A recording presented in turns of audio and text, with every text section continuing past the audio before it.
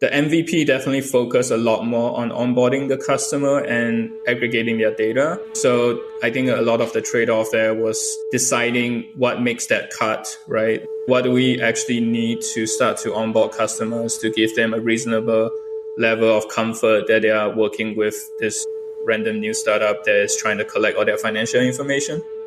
Building out the right UI, building out the right integrations so that as much of it can be automated and going through third-party OAuth and things like that, rather than, hey, send us a spreadsheet of all your financial data. I think that was the initial focus. My name is Raven Jiang, and I'm the CTO and co-founder at Arc. This is Code Story, a podcast bringing you interviews with tech visionaries. Like 6 months moonlighting. There's nothing on the back end. Who share what it takes to change an industry. I don't exactly know what to do next. It took many goes to get right. Who built the teams that have their back. The company is its people. The teams help each other achieve. I was proud of our team. Keeping scalability top of mind. All that infrastructure was Yes, we've been fighting it as we grow. Total waste of time. The stories you don't read in the headlines. It's not an easy thing to achieve, mind Took it off the shelf and dusted it off and tried it again. To ride the ups and downs of the startup life. You need to really want it. Not just about technology. All this and more on Code Story. I'm your host, Noah Laphart, and today how Raven Jiang is empowering startups with modern finance products, built for scale with dedicated and complete support. Raven Jiang grew up in Singapore before heading over to the States for college. He came to the US for undergrad because he grew up reading science fiction and liked the idea of working with technology. He plays multiplayer video games, which helps to shape how he views technology and the advancements in that ecosystem. He enjoys Japanese food and, in fact, traveled to Japan regularly while living in Singapore. Raven and his co-founders met in business school and observed an interesting opportunity in the market. They wanted to apply consumer finance technology to create a seamless revenue financing experience. Over time, they added to the platform to create a fintech solution to accelerate your startup. This is the creation story of Arc. So Arc is a full-service B2B fintech platform. What we do is we offer cash management, treasury, and financing services to software businesses, oftentimes startups between kind of the Series A to B range. We actually started off focusing mainly on the revenue-based financing service. So what that looks like is startups looking to get finance can show us their future revenues and use that as a way to receive effectively an upfront loan. Over time, we expanded that portfolio of products and launched cash management, which is debit card, corporate checking accounts, things like that. And then also the treasury management side, which is a brokerage account that helps you manage your corporate treasury in investing in a variety of securities that can help you preserve your capital. I have two co-founders.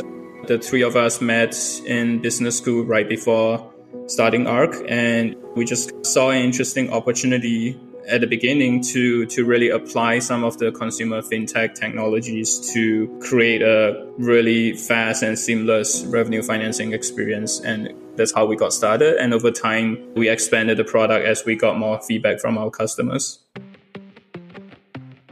So let's dive into the MVP, so that first version of the product you built.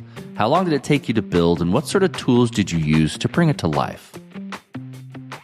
The first version of the product, the MVP, is really the revenue-based financing product. And what that looks like is like an onboarding flow with a light loan management system at the back end.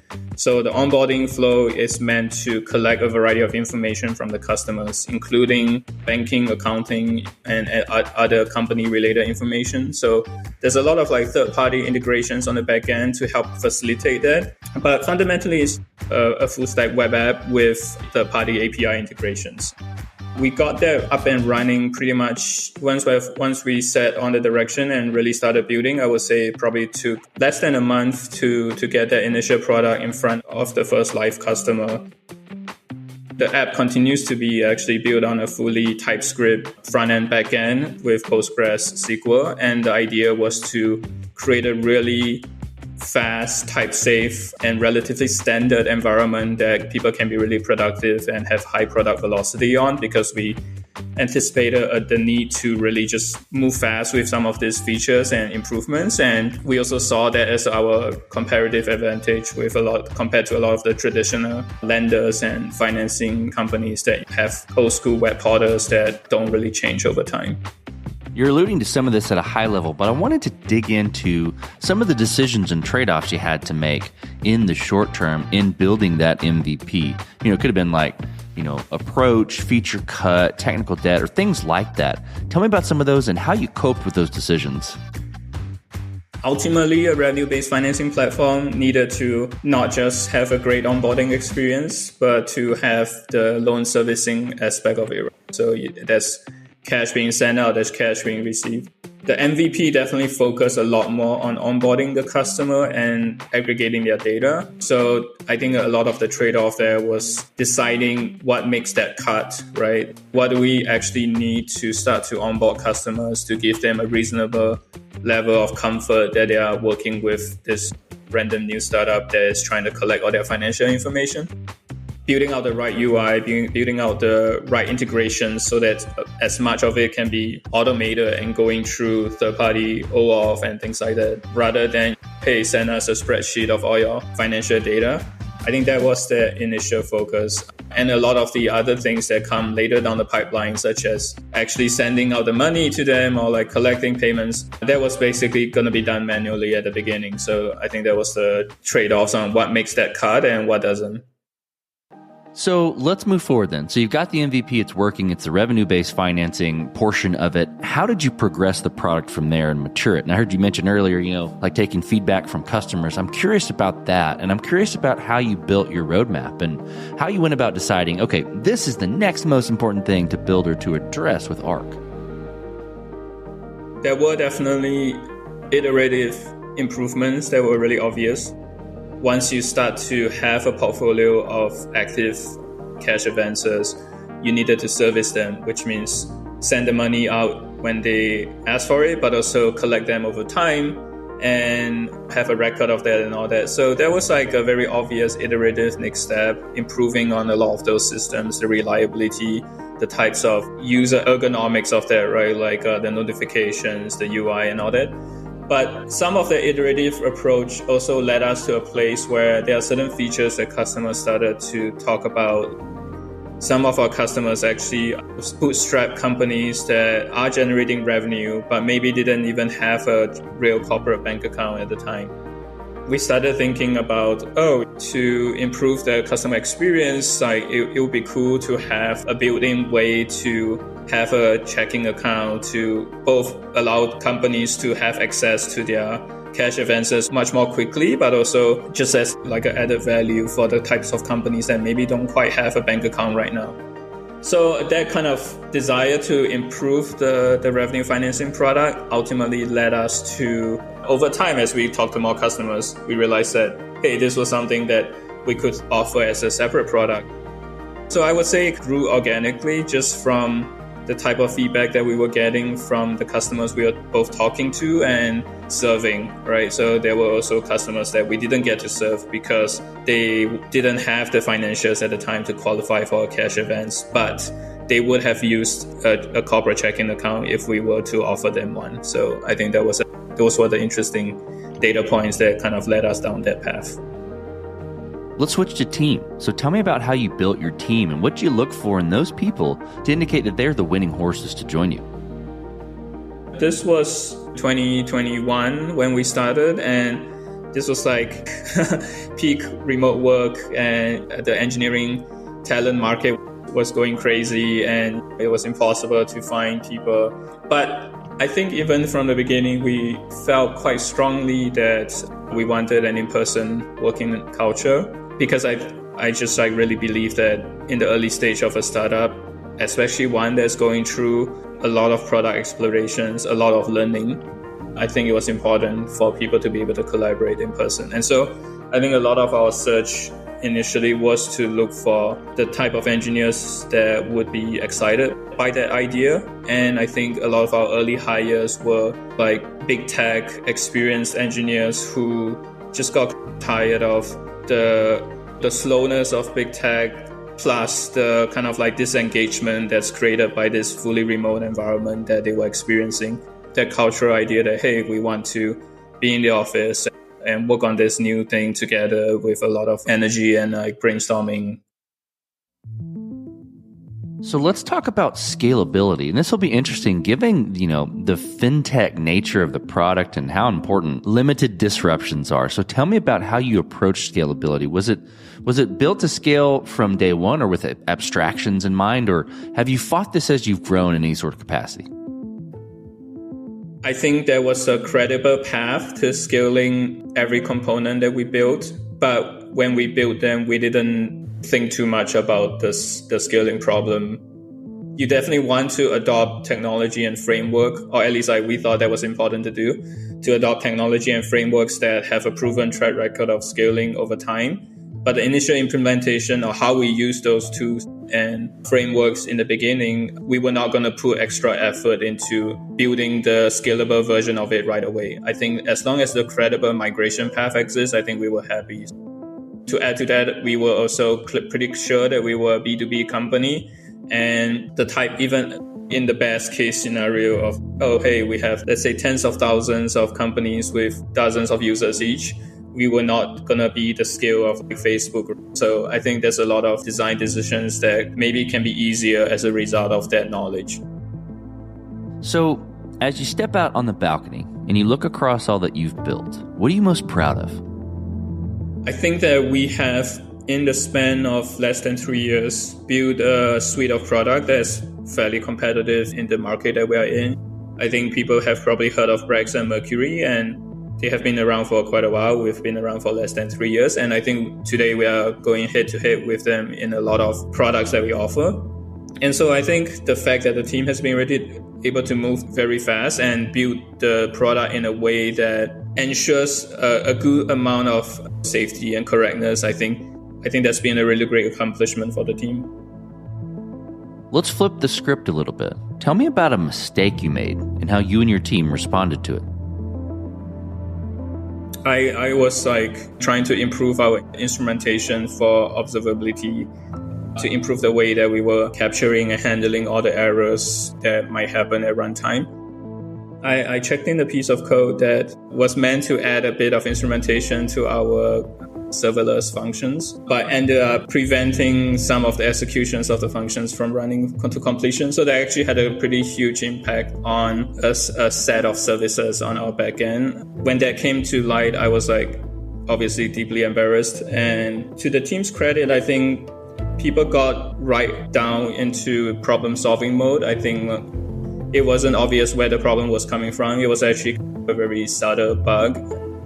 For those of you familiar with TypeScript, it ultimately involved the async await and a missing await in an obscure middleware. But yeah, I think the team responded really well, and there was a lot of fast collaboration of ideas around what could the problem be. And when we ultimately narrowed down the problem, I think that people came up with a pretty great recovery plan around replaying of some of the missing event messages and things like that. So I think at Arc, we definitely have a culture where people are always happy to dive into problems that maybe they don't feel personally responsible for, but they happy to jump in and help to resolve them. So I think that's been a great consistent feature of Arc over time, and I think it's served us well. And in this case, it was a problem that I caused, and I think the team did really well there.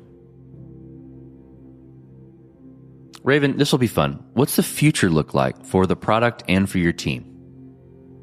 At Arc, I think we do believe that the future kind of B2B fintech platform that companies want to rely on needs to be an integrated suite of products. There's definitely been a proliferation of tools over the past few years. And what happens is that most companies end up adopting a very limited set of those tools because it takes extra operational overhead to even get them to talk to one another. So I would say, I think our future is definitely expanding into, now that we have the transactions on the platform, your first party transactions that companies are performing, their payrolls, their vendor payments, everything on the platform, to build on top of that, to offer customers the sense that they have greater control, greater awareness, and greater kind of auditing capabilities over the financial events that are happening within their company. I think that's definitely where the future of the product lies. And in terms of the team and the company, I think we have consistently been able to build more with a smaller team than what came before us. And I think this is actually a very common story that you will hear across a lot of industries, right? Where software has become very good and newer teams are able to execute really fast with a smaller number of people. I think it's something that we value, and I think we'll continue to grow in a way that I think is deliberate and considers the amount of incremental execution capacity that we obtain with every new employee. So the company is going to be bigger, but it's probably not going to be, in my mind, oversized. And I think that's something that we want to always be careful with. Raven, let's switch to you. Who influences the way that you work? Name a person or many persons or something you look up to and why.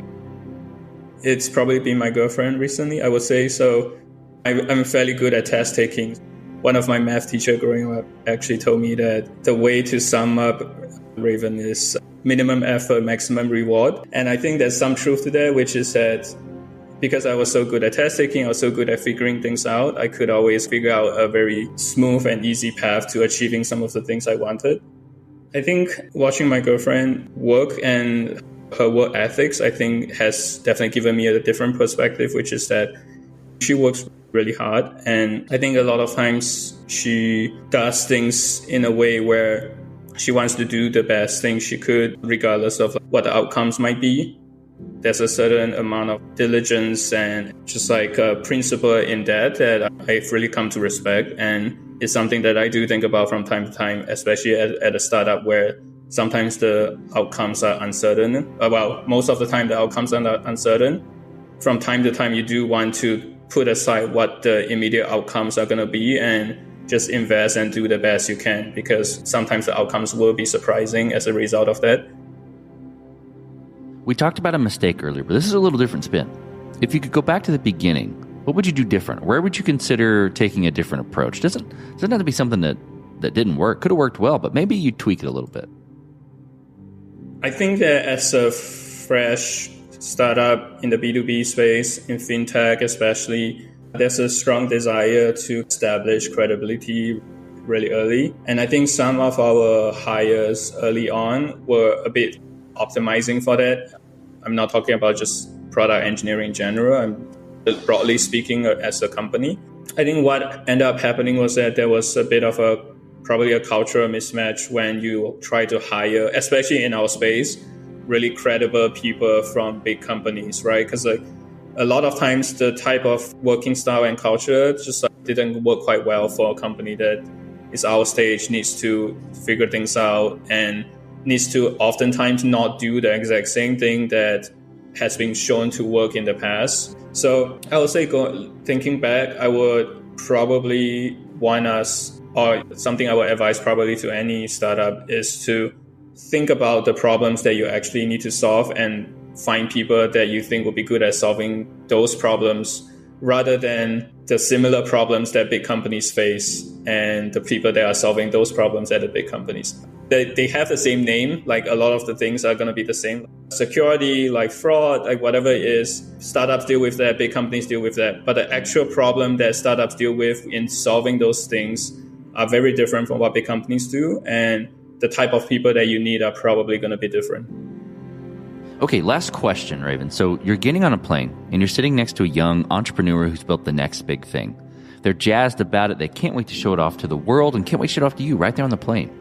What advice do you give that person, having gone down this road a bit? I think that having an initial product and an idea that you're excited about is definitely really important. I think it gives you the energy and the momentum at the beginning that's helpful to a startup. But I will also say that in the long term, if you look at most companies that turn out to be successful, a lot of their initial ideas are definitely no longer relevant, right? Examples I can think of maybe would be if you look at, let's say, AWS. The beginnings of AWS and where it is now are very different.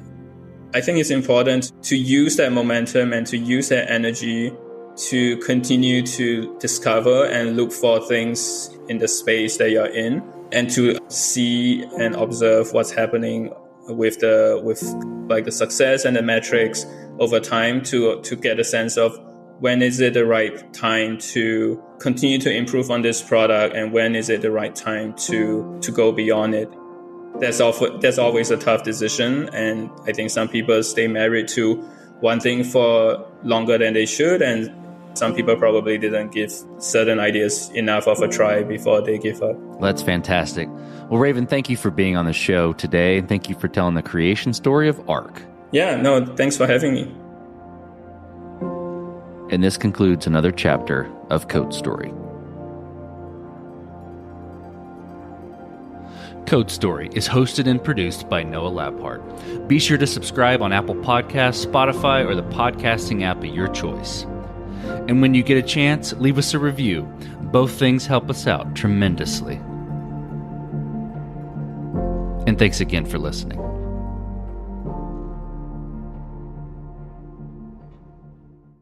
If you're a podcast host, listen up, this one's for you. My name is Allie Jackson. I'm the host of Finding Mr. Height, a dating and relationship podcast that I've been doing for 4 years now, sharing my positive and practical approach to dating that's built on my own life experience. And I wanted to share another experience that I've had, my secret behind monetizing my show. It's called Red Circle, and I was just telling my colleague about how much I love their platform. With Red Circle, not only am I getting a seamless hosting experience, but I also love the support I receive in ad sales. It's not just typical ad sales either. It's targeted opportunities based on my show and my life. And the platform is super simple. You just set your preferences and Red Circle matches you with sponsors that align with your show. You can vet every opportunity, and their platform gives you great analytics. More recently, too, my Red Circle team has brought me opportunities outside of my podcast on social media to really augment the podcast partnerships, bring them full circle. I just can't recommend them enough. If you want to give it a try, go to redcircle.com to get your free trial. That's redcircle.com for a free trial.